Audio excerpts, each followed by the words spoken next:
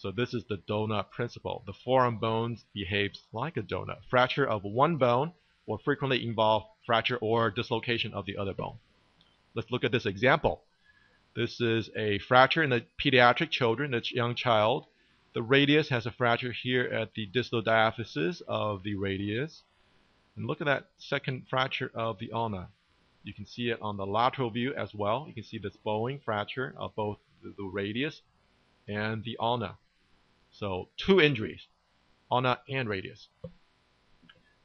Here we see an obvious fracture of the distal diaphysis of the radius. So we have to look carefully now at the ulna to see, is there an injury of the ulna? And you look, well, there is an ulnar styloid fracture, but that seems to be it. However, on the lateral view, look carefully. Here's the ulna, here's the radius, and they are not lining up. There is dislocation at the distal radial ulnar joint. The radius and ulna, the ligaments that attach those two bones together have been disrupted, the distal radial ulnar ligaments. And so there's dislocation as well as the ulnar styloid fracture.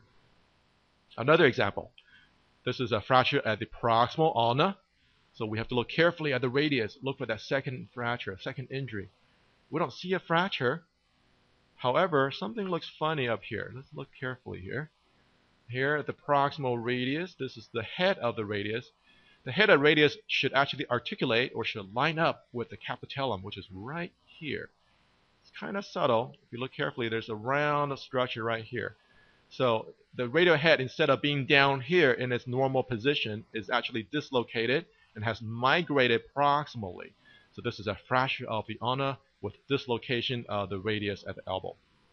Two injuries. Another example. Here we have a fracture of the ulna mid-diaphysis, very obvious. So we look carefully at the radius. Where is that second injury? Nothing obvious. I don't see any fractures. Now we get that second view, right? Orthogonal imaging, we don't ever rely on a single view. On the lateral view, you can see obvious fracture on the lateral view of that distal radius.